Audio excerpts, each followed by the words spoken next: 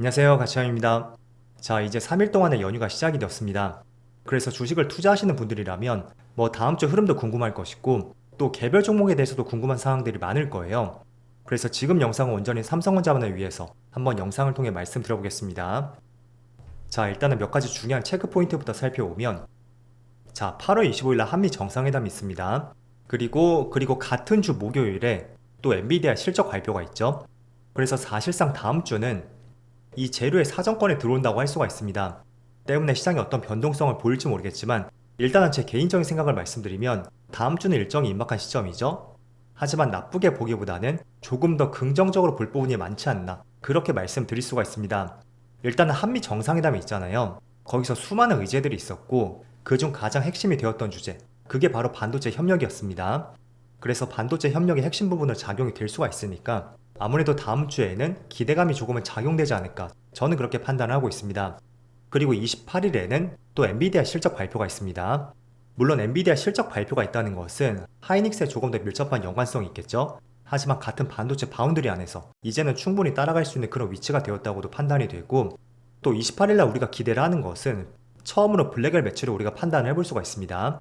그래서 그걸 통해서 우리가 가속기 수요에 대해서 보다 구체적으로 파악을 할 수가 있고, 또 그걸 통해서 AI 가속기 수요를 판단해 볼 수가 있습니다.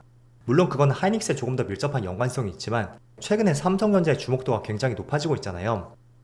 자, 아시겠지만 미국의 테일러 공장이 10조 원을 넘어서 추가 투자를 또 검토하고 있고, 그리고 지금 관세 영향 때문에 글로벌 빅테크 기업이 삼성전자의 문을 두드리고 있습니다.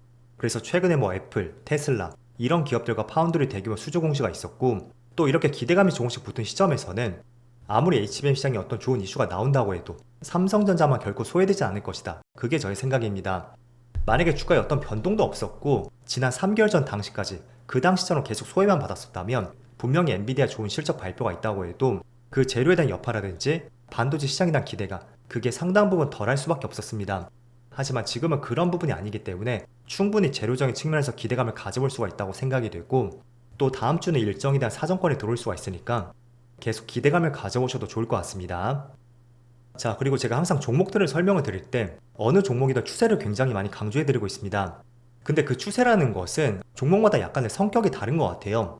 자, 어떤 종목은 이렇게 조금은 완만하게 올라가는 종목도 있는가 하면, 또 어떤 종목은 굉장히 가파르게 추세를 타는 종목도 있습니다. 그리고 또 어떤 종목들은 조금 더 길게 주봉상의 추세를 따라 올라가는 종목도 있을 거예요. 그 대표적인 종목이 바로 삼성전자였고, 지난 22년 저점에서 23년도, 24년도죠. 24년도 7월까지 그때 명확한 하나의 추세를 보여주었습니다. 그래서 제 영상을 많이 보신 분들이라면 제가 이 당시에 추세를 굉장히 많이 말씀드렸었고, 그 추세 하단부에 왔을 때는 좋은 매수 타이밍이 되었다는 말씀을 꾸준히 드렸을 거예요. 하지만 그 추세가 깨졌을 때는 어김없이 반대 움직임이 나올 수가 있다는 거죠. 그래서 그런 타이밍에는 비중을 줄일 수가 있고, 또는 나는 중장기 투자를 선호하지 않는다면 전량 수익 실현하고 털고 나올 수도 있습니다. 왜냐하면 추세가 바뀌었다는 것은 또 굉장히 오랜 시간이 필요할 수도 있거든요. 그래서 1년 동안 주가가 많이 눌렸었죠. 하지만 제가 다시 강조해드리는 부분이 있습니다. 바로, 자, 일봉상으로 보면 올해 3, 4월쯤에 제가 5만원 근처에서, 지금은 특별한 호재가 있는 구간은 아니지만 그렇다고 주가를 계속 누릴 수 있는 새로운 악재가 나올 수 있는 구간도 아니라는 말씀 드렸습니다. 그 말은 결국에는 주가가 저점 박스권을 형성을 했고, 이 박스권에서 우리가 매수를 했다면 어느 정도 시간을 가지면 하반기 내지는 내년쯤에 다시 올라갈 수 있다는 견해를 드렸습니다. 그래서 공교롭게도 관세 협상이 있고 주가가 크게 밀렸었죠. 그리고 나서 다시 이렇게 크게 상승하는 흐름이 나오고 있습니다. 자, 결국에는 제가 하반기에 기대를 했던 것은 일단은 상반기에는 어떤 특별한 재료가 있었던 것은 아니었습니다. 다만 더 이상 나올 수 있는 악재가 없다고 판단이 된다면 충분히 그 구간도 저점 매수할 수 있는 구간으로 볼 수가 있고, 또 하반기에 엔비디아와 어떤 협력 이슈가 나온다면 그것도 주가 상승의 하나의 원동력이 될 수 있다는 말씀 드렸습니다.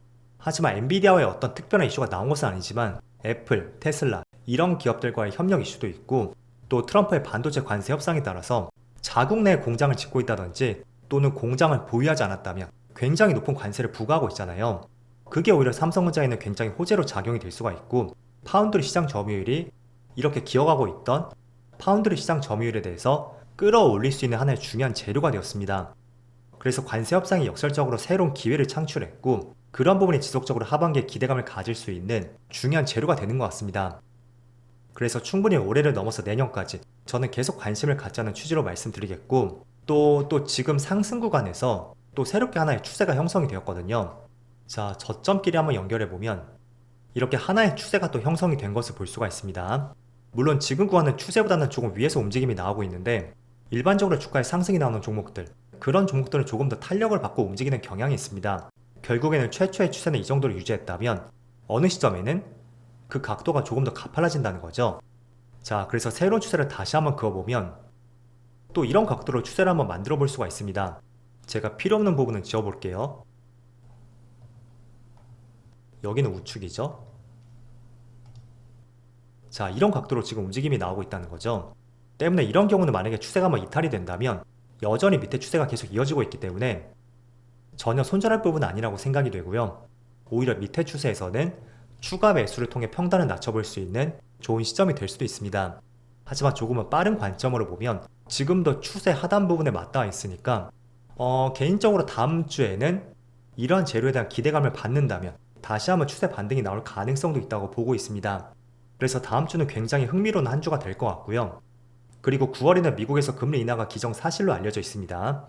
거의 99% 확실하다고 하는데, 어제 베센트 재무장관이 이런 말 했었죠. 0.25%가 아니라 0.5%를 금리 인하해야 된다, 이런 발언을 했었고요. 그것도 미국 시장의 상승을 견인하고 있는 중요한 재료가 될 수 있습니다. 그렇다면 당연히 국내 성장주들 또는 수출 기업들, 그것만 떼어놓고 생각을 해봐도 시장의 부정보다는 긍정 쪽이 지금이 그러한 재료가 훨씬 많은 시점이라고 볼 수가 있습니다. 그래서 그런 부분도 한번 판단을 해볼 수가 있고, 자, 그리고 외국인의 비중을 한번 살펴보겠습니다. 여러분들이 생각하시기에 삼성전자의 수급의 주체, 과연 개인일까요? 아니면 기관, 외국인일까요?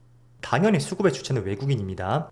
그런데 제가 한 가지 수급적인 부분으로 풀어서 설명을 드린다면 이게 키움증권은 더 이상 과거가 나오지 않더라고요.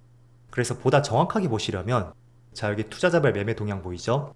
거기 들어가면 굉장히 오래전 것도 확인할 수가 있거든요. 한번 이것도 참조를 해보시면 좋을 것 같습니다. 자, 제가 과거에 이 종목의 수년간의 외국인의 수급을 봤을 때 거의 50% 비중, 외국인의 비중이 50% 가까이 내려오면 그때는 변곡점이 되었던 적이 굉장히 많았습니다. 지금 확인 가능한 23년도 초를 보면 그때 비중이 50.7%였죠. 하지만 22년도 후반쯤에 이때는 50%가 조금 깨졌을 거예요. 아마 49.7% 정도?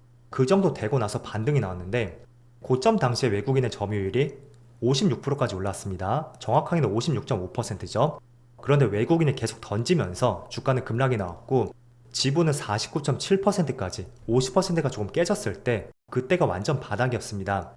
그리고 지금 49.7%에서 50.6%까지 0.9%밖에 증가하지 않았죠.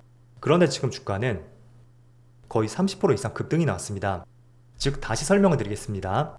자, 주가가 9만원 근처까지 갔을 때 그때 외국인의 지분은 56.7%였고 또 저점을 찍었을 때는 49.7%였습니다.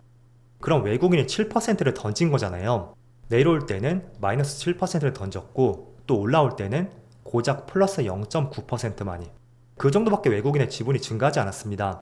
그럼 만약에 외국인의 지분이 작년 7월 고점 당시처럼 56% 비중까지 올라가게 된다면 그때 주가는 어느 위치에 있을지 한번 여러분들이 생각을 해보시면 좋을 것 같습니다.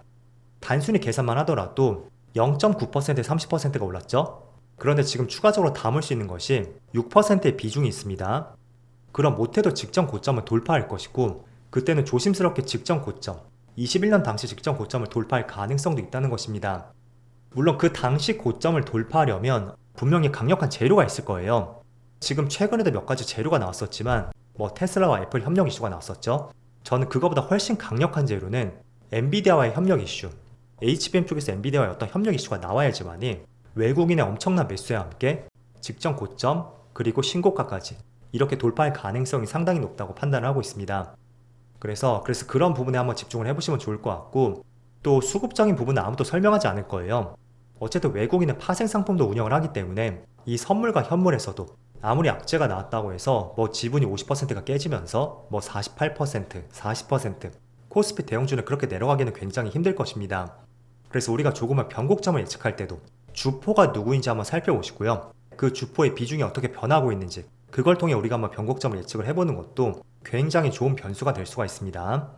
그래서 최근에 많은 상승이 나왔지만 여전히 외국인의 비중은 더 들어올 수 있는 크기가 상당히 많다. 그 점을 말씀드리겠습니다.